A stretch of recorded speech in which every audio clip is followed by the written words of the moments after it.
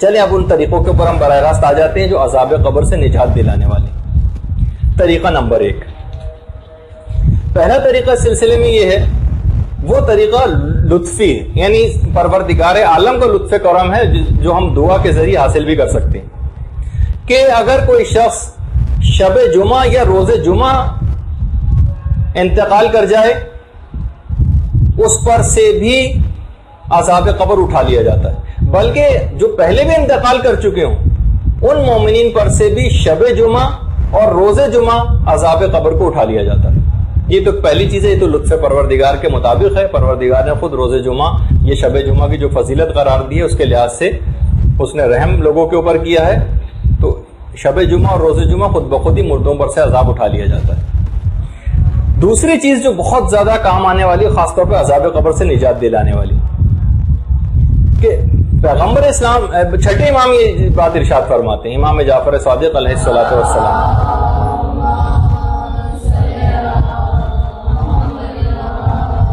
جو شخص بھی لوگوں کی تکلیف کو دور کرے گا اللہ آخرت کی تکلیفوں کو دور کر دے گا، اور وہ شخص اپنی قبر سے ٹھنڈے کلیجے کے ساتھ باہر آئے گا.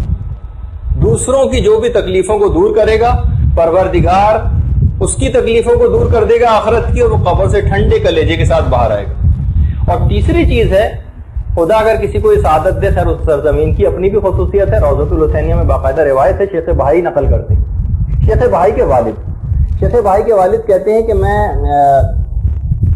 کربلا میں حرم امام میں آیا اور وقت سحر، اچھا خواب کی بات نہیں، وقت سحر کہہ رہے ہیں، میں نے اپنی آنکھوں سے دیکھا کہ 2 افراد کسی جگہ اندر گئے اور ایک شخص کو زنجیروں سے باندھ کے باہر نکال کر لائی. معلوم یہ چلا کہ وہ شخص جو تھا ایک رات پہلے ہی کربلا میں دفن ہوا تھا اور گردن اس کی زنجیر سے باندھی ہوئی تھی، اور وہ 2 اشخاص اس سے ایک جملہ کہہ رہے تھے، جاگتی آنکھوں سے دیکھ رہے ہیں شیخ بھائی کے والد، اس سے ایک جملہ کہہ رہے ہیں، بدبخت تو کیا اس قابل ہے کہ زمین کربلا میں دفن. جب اس کو وہ لوگ لے کر چلے، اس وقت اس شخص نے امام کی زری کی طرف رخ کیا اور ایک جملہ کہا، یا ابا عبداللہ انی استجرت بجوارک وانا ضیفک، میں آپ کا مہمان ہوں مولا اور آپ سے پناہ طلب کرتا ہوں. شیخ بھائی کے والد کہتے ہیں میں نے دیکھا اس وقت ایک دم سے زری کا دروازہ کھلا اور سید الشہداء باہر آئے.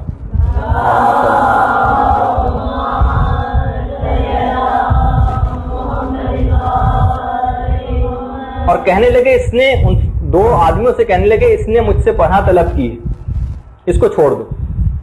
اس وقت انہوں نے فوراً اسی گردن سے زنجیریں کھولی اور وہ چلے گئے. تو بہرحال خود زمین کربلا کے اندر مدفون ہو جانا، کہ خود زمین کربلا کی ایسی خصوصیت ہے کہ وہاں پر کوئی عذاب نہیں ہوتا جو بھی صاحبان ایمان وہاں پر دفن ہو جائیں. زمین کربلا واقعی ایک ایسی زمین ہے جس کا نام سنتے ہی شہید دستغیب فرماتے ہیں کہ محبان امام کے دل جس کا نام سن کر غمزدہ ہو جاتے ہیں، اور نام حسین سن کر فوراً ان کے دل کربلا منتقل ہو جاتے ہیں جہاں ان کا محبوب تشریف فرما. اچھا، پھر اس کے بعد یہ 3 چیزیں ہوں. چوتھی چیز کے اندر ہم چند سوروں کا تذکرہ کریں گے. یہ آپ کوشش کر کے اگر روزانہ اپنے نظام الاوقات کے اندر ان کو شامل کر لیں، اور کوئی مشکل بھی نہیں، صرف 5-7 منٹ کی بات ہے، ان کو اگر شامل کر لیں روزانہ کی تلاوت میں، تو اس کے اندر جو بہت ہی مشہور ہے اور واقعی اس قابل ہے کہ اس کو شہرت دی جائے، وہ ہے سورہ ملک کی روزانہ تلاوت کرنا.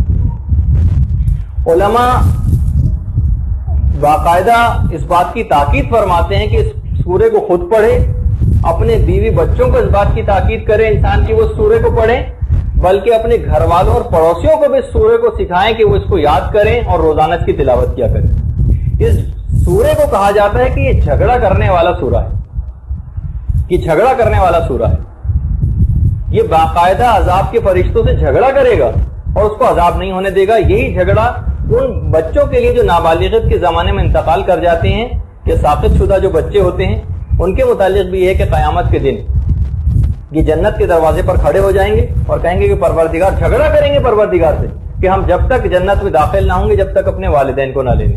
تو وہاں بھی یہی جھگڑا کرنے کا تذکرہ آیا. اچھا، اس سورہ کو جو سورہ ملک ہے اس کو مانعہ کہا جاتا ہے. یہ حد تک کہ پروردگار عالم سے جھگڑا کرے گا. عذاب کے جب فرشتے آئیں گے اس مردے کو عذاب دینے کے لیے, تو یہ فرشتہ پروردگار سے کہے گا اے میرے رب, اس شخص نے مجھے تیری کتاب سے منتخب کر کے پڑھا تھا, مجھے سیکھا تھا اور پڑھا تھا, اگر تو اس شخص پر پھر بھی عذاب کرنا چاہتا ہے تو تجھ پر لازم ہے کہ مجھے اپنی کتاب سے مٹا دے. یہ جملہ ہے اس سورہ ملک کا, مجھے اپنی کتاب سے مٹا دے. پروردگار اس وقت کہے گا کہ سورہ تم تو ہم سے جھگڑا کرنے لگے. وہ سورہ کہے گا ہاں پروردگار مجھے اس کا حق ہے. اب آپ دیکھیے تو یعنی اس سورہ کے اندر اسی وقت جیسے ہی وہ یہ کہے گا کہ مجھے حق ہے, پروردگار اس سورہ کی شفاعت اس مومن کے حق میں فوراً قبول کر لے گا اور فرشتے بغیر عذاب کیے فوراً وہاں سے چلے جائیں گے. تو دیکھیے کتنا یہ روزانہ سورہ ملک, آپ اس کو اگر پڑھنا شروع کریں تو آپ خود دیکھیں گے کہ یہ بہت ہی مختصر سا سورہ ہے. اور پیغمبر اسلام نے جب اس سورہ کی فضیلت بیان کرنی شروع کی تھی تو ہر چھوٹے بڑے نے اور ہر آزاد و غلام نے اس سورہ کو یاد کر لیا تھا. پیغمبر اسلام نے سورہ کا نام بھی رکھا تھا منجیہ, نجات دینے والا سورہ. اور باقاعدہ سامرہ کے کالم تھے ابو الحسن, ان کے متعلق ملتا ہے روایات میں کہ خطیب تھے, انتہائی متقی و پرہیزگار تھے سامرہ کے.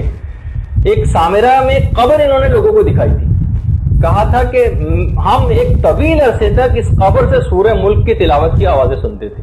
یعنی وہ شخص کے جو سورہ ملک کو اس دنیا کے اندر پڑھتا رہے گا تو وہ سورہ قبر میں اس کی حفاظت کے لیے آ جائے گا. تو ایک تو سورہ ہو گیا سورہ ملک, اس کی روزانہ معمول بنانا چاہیے تاکہ عذاب قبر کا مسئلہ ہی بالکل ختم ہو جائے. دوسری چیز ایک اور ہے جو روایات کے اندر بیان ہوئی ہے, وہ ہے بیماری کے دوران سورہ توحید کی تلاوت کرنے کا مسئلہ. بیماری, اگر کوئی شخص بیمار ہو جائے اور بیماری کے دوران سورہ قل هو اللہ احد پڑھتا رہے تو اس سورہ کو بیماری میں پڑھنے والے کو عذاب قبر سے مکمل طور پر محفوظ کر دیا جاتا ہے.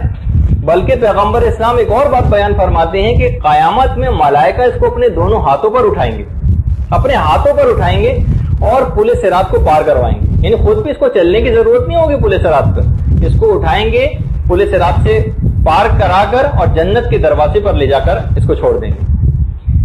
نور الصدور فی شرح القبور کی روایت. اچھا یہ ہو گئے سورہ. اچھا ایک سورہ بھی میں آگے چل کے اور بیان کروں گا, لیکن اس سے پہلے ایک اور چیز, خاص طور پر اس کی بھی بڑی تاکید آئی ہے روزانہ 100 مرتبہ استغفار پڑھنے کی. روزانہ 100 مرتبہ جو شخص بھی استغفار پڑھے گا, استغفر اللہ ربی واتوب الیہ صدق نیت سے اور اس کی تسبیح, عذاب قبر اس پہ سے مکمل طور پر برطرف ہو جائے گا. منازل الاخرہ میں شیخ عباس قمی نے بھی اس روایت کو لکھا ہے. اسی طریقے سے ایک اور بھی عمل ہے جو عذاب قبر سے نجات دلانے والا ہے, وہ ہے بیماروں کی عیادت اور خدمت کرنے کا. بیماروں کی عیادت اور بیماروں کی خدمت کرنا. وحشت قبر اور عذاب قبر سے اس شخص کو مکمل طور پر پناہ دے دی جائے گی. اور ابھی جس کا ایک اور طریقہ اس میں تو ابھی آپ نے سن ہی لیا, وہ ہے مولائے کائنات کی محبت.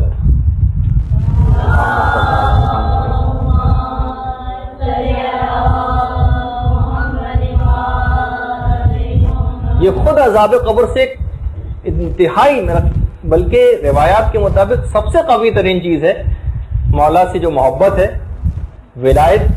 یہ خاص طور پر عذاب قبر سے نجات دلانے والی. ابو سعید خدری جو پیغمبر اسلام کے صحابی ہیں فرماتے ہیں کہ پیغمبر اسلام نے ایک دفعہ مولا کائنات سے فرمایا, اے علی اپنے دوستوں کو خوشخبری سنا دو, موت کے وقت ان کو کوئی مایوسی, کوئی خوف, کوئی دہشت اور حشر کا کوئی غم نہ ہوگا.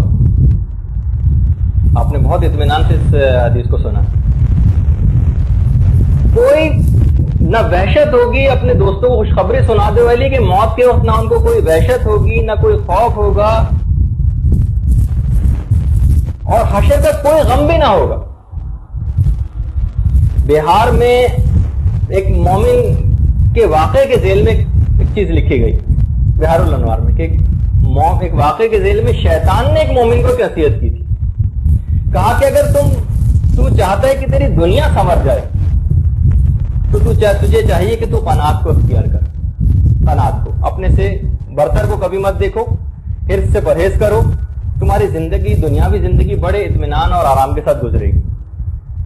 اور اگر تم چاہتے ہو کہ تمہاری آخرت سنور جائے تو تمہیں چاہیے کہ تم علی سے محبت کرو.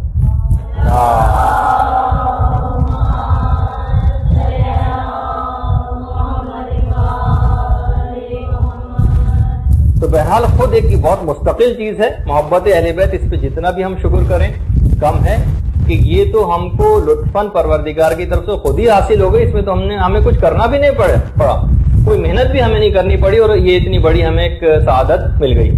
اب اس کی حفاظت کرنا اور اپنی اس نسبت کو ضائع نہ ہونے دینا بھی ہمارا کمال ہوگا. اچھا اب آ جائیے اگلا طریقہ. یہ قبر کے عذاب سے بچانے کا ایک بہت ہی بہترین نسخہ ہے, اور وہ ہے مومنین کی حاجت روائی کرنا. مومنین کی حاجت روائی. محدث نعمت اللہ جزائری اور علامہ مجلسی دونوں بالکل ہم اثر تھے اور تقریباً دوستوں کی طرح رہا کرتے تھے. اچھا, علامہ مجلسی کا ایک ظاہری طور پر ایک بڑی ٹھاٹ باٹ کی زندگی علامہ مجلسی گزارا کرتے تھے کہ اکثر لوگوں کو بڑا اشتباہ ان کے متعلق ہوا تھا. اچھا, اس زمانے میں ذرا زہد خشک اس طرح کی بہت سے لوگوں کی طبیعت صوفیہ کا دور بھی تھا, تو زاہدان خشک ذرا کافی زیادہ پائے جاتے تھے. بہرحال علامہ مجلسی ایک ظاہری طور پر تھوڑے سے ٹھاٹ باٹ کے ساتھ رہا کرتے تھے. محدث نعمت اللہ جزائری کے ساتھ ان کی اکثر بات چیت ہوتی تھی. محدث جزائری انتہائی سادہ ترین زندگی گزارتے تھے, بہت ہی لو پروفائل میں اور بہت ہی تقریباً ایک بہت غربت والی زندگی. فرماتے ہیں کہ دونوں میں آپس میں بات چیت ہونے لگی کہ جو کوئی بھی ہم میں سے پہلے اس دنیا سے جائے گا وہ دوسرے کو خواب نہیں آ کر بتائے گا کہ کون سا لائف اسٹائل زیادہ بہتر اور مناسب ہے. اتفاق ایسا ہوا, اتفاق تو نہیں, خیر پروردگار کی جو مصلحت. علامہ مجلسی کا انتقال پہلے ہو گیا. محدث نعمت اللہ جزائری نے ان کو اپنے خواب میں دیکھا. دونوں میں پہلے ہو چکا تھا وعدہ کہ جو بھی پہلے مر جائے گا وہ اپنی حالت بتائے گا. دیکھا کہ علامہ مجلسی نے ایک بہترین لباس فاخرہ پہنا ہوا ہے. انہوں نے محدث جزائری نے فوراً جا کر ان کا ہاتھ پکڑ لیا علامہ مجلسی کا.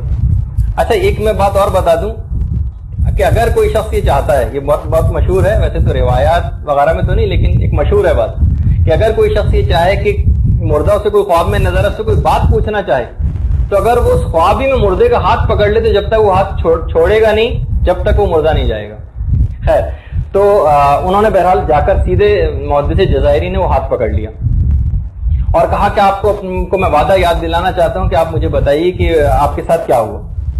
علامہ مجلسی فرماتے ہیں کہ میری بیماری جب بہت شدت اختیار کر گئی تو اچانک میں نے دیکھا کہ ایک شخص میرے پاس آ کر بیٹھا ہے اور میرے جسم میں جس جس جگہ پہ درد تھا وہ وہاں پر ہاتھ رکھتا چلا گیا اور میرا وہ درد غائب ہوتا چلا گیا. یہاں تک کہ میں نے اچانک سے دیکھا کہ میرا جسم سامنے پڑا ہوا ہے اور میں سامنے کھڑا ہوا ہوں. اس وقت میں نے اپنے اہل خانہ کے گریے کی آواز سنی اور میں لوگوں کو چیخ چیخ کے بتا رہا تھا کہ میں سامنے موجود ہوں, تم لوگ کیوں رو رہے ہو, لیکن کوئی میری بات سن ہی نہ رہا تھا. بہرحال مجھے غسل دیا گیا, کفن دیا گیا. جب مجھے دفن کے لیے لے گئے تو میرے جسم کو قبر کے اندر لٹایا. میں نہیں چاہتا تھا کہ اس قبر کے اندر جاؤں, لیکن پھر اچانک سے خود بخود میرا دل راغب ہوا اور میں قبر کے اندر چلا گیا اپنے جسم کے ساتھ ہی. جب قبر بند کی گئی تو پروردگار کی طرف سے آواز ہے, یہ مجلسی کیا لائے ہو. اچھا, فرماتے ہیں علامہ مجلسی اعمال کا معاملہ تو میرا کمزور ہی رہا, فقط ایک نیکی جو میں نے اس دنیا میں کی تھی وہ میرے بہت کام آئی. اچھا, اس کی یہ معنی نہیں کہ علامہ مجلسی کی جو ساری خدمات کی سب بیکار ہو گئی, لیکن بہت ساری چیزوں کو بہت ہائی لائٹ کر کے بھی بعض اوقات بتایا جاتا ہے تاکہ لوگوں کو عمل کے لیے رغبت ہو کہ انہیں کیا کرنا چاہیے.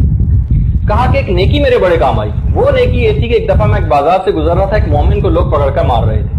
میں نے جا کے پوچھا تو معلوم یہ چلا کہ یہ شخص ان لوگوں کا مقروض ہے, یہ لوگ اس سے پیسوں کا تقاضا کر رہے ہیں لیکن اس کے پاس پیسے نہیں, کہاں سے دے پیسے. تو میرے پاس میں کیونکہ مالدار تھا تو میں نے اپنا مال دے کر اس شخص کو اس پہ سے قرضہ اتروایا اور اس مقروض کو چھڑوایا. میری یہ نیکی قبول ہو گئی. اے جزائری, اگر اس دنیا میں میرے پاس مال دنیا نہ ہوتا تو میں آخر اس کو خرچ کر کے کس طرح سے نجات کو حاصل کرتا. محدث جزائری فوراً بیدار ہوئے اور سمجھ گئے کہ علامہ مجلسی نے یہ مال دنیا خود اپنے عیش و آرام کے لیے جمع نہیں کیا تھا، بلکہ مومنین کی حوائج کو پورا کرنے کے لیے جمع کیا تھا، اور یہی ان کے لیے سرمایہ نجات ثابت ہوا۔ روضۃ الجنات کے اندر پورے باقاعدہ یہ پورا واقعہ لکھا گیا محدث جزائری کا اور علامہ مجلسی کا۔ تو مومن کی حاجت روائی کرنا، کبھی بھی جیسے میں نے پچھلی دفعہ کہا تھا شہید دستے غیب کہ کبھی بھی اس کو ریفر نہ کریں کسی اور کی طرف، کوشش کریں کہ آپ خود آگے بڑھ کر اس مدد کو کر دیں، ایسا نہ ہو کہ آپ ادھر ادھر ٹالنے کے لحاظ سے اس کو کسی اور طرف بھیج دیں۔ برحمتك يا أرحم الراحمين وصلى الله على محمد وآله الطاهرين